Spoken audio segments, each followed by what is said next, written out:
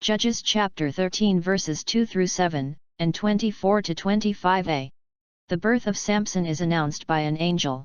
There was a certain man from Zorah, of the clan of the Danites, whose name was Manoah. His wife was barren and had borne no children. An angel of the Lord appeared to the woman and said to her, "Though you are barren and have had no children, yet you will conceive and bear a son. Now, then, be careful to take no wine or strong drink and to eat nothing unclean.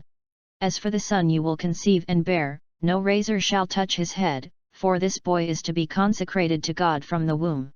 It is he who will begin the deliverance of Israel from the power of the Philistines." The woman went and told her husband, "A man of God came to me, he had the appearance of an angel of God, terrible indeed. I did not ask him where he came from, nor did he tell me his name.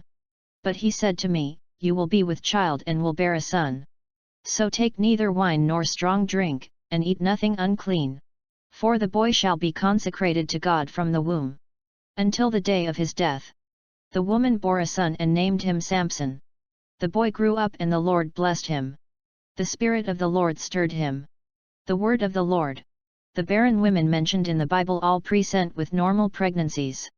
All produced sons of major importance and fame. We have Sarah who gave birth to Isaac.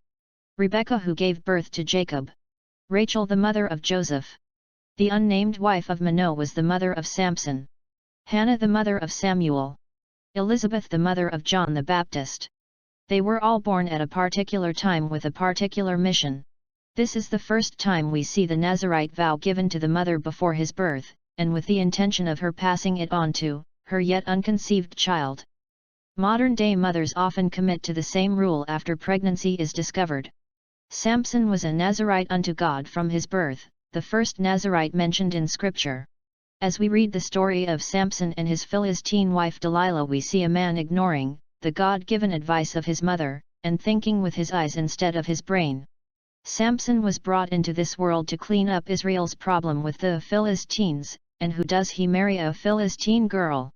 He hadn't learned that if you follow God's will, everything will be fine. Not following his will means that there will be a future disaster awaiting you. The Philistine rulers bribed Delilah with money if she could find out what made Samson so strong.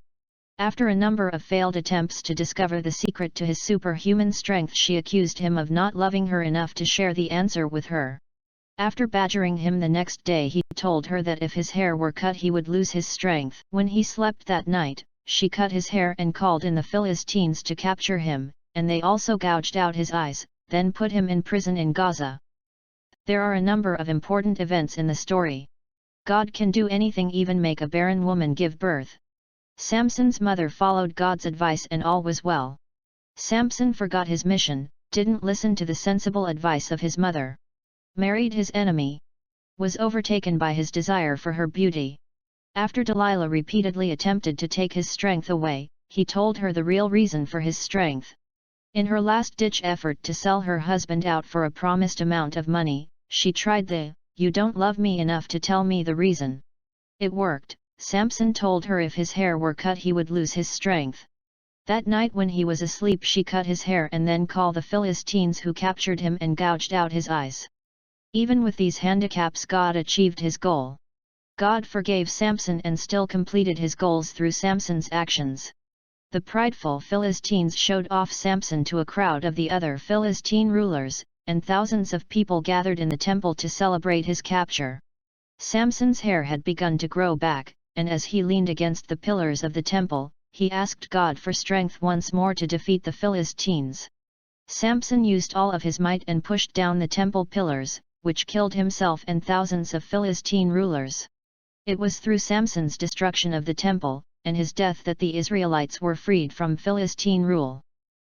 Stupidity is letting your pride rob you of God's blessings. Shannon L. Alder.